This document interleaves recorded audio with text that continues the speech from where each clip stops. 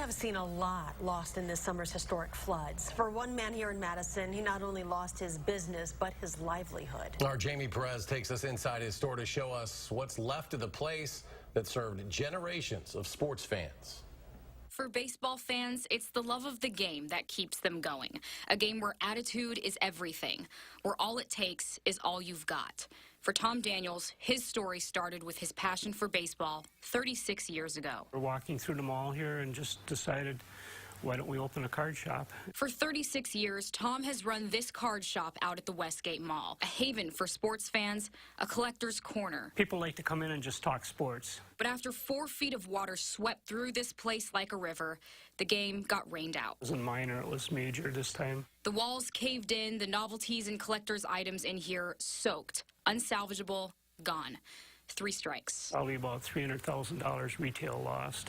Garbage bags filled with memories and collectibles. As we've thrown out about 200 garbage bags full of cards. You think this is hard to see?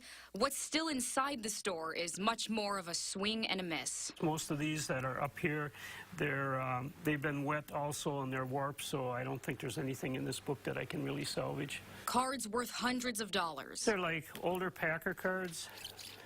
Mainly from the 1950s, early 1960s, and they're pretty much going to have to be trashed because they're all wet.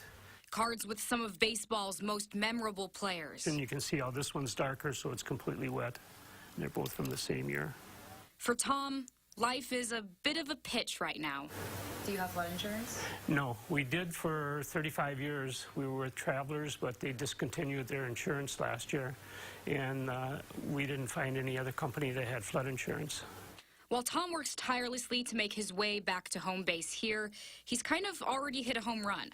See, with baseball, you can skillfully steal, and he's definitely stolen the hearts of many customers. We've had several of our customers that actually stopped in and offered to help. Like Russ Winter. He's seeing the store after the flood for the first time.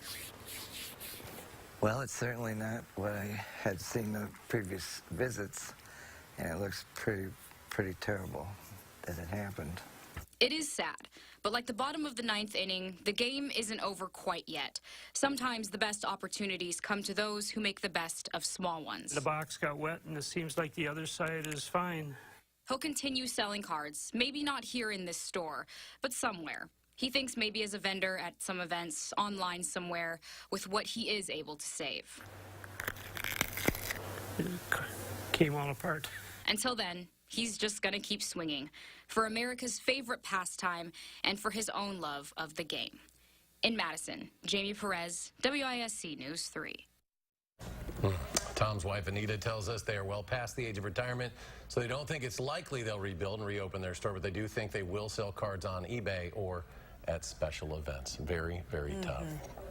Coming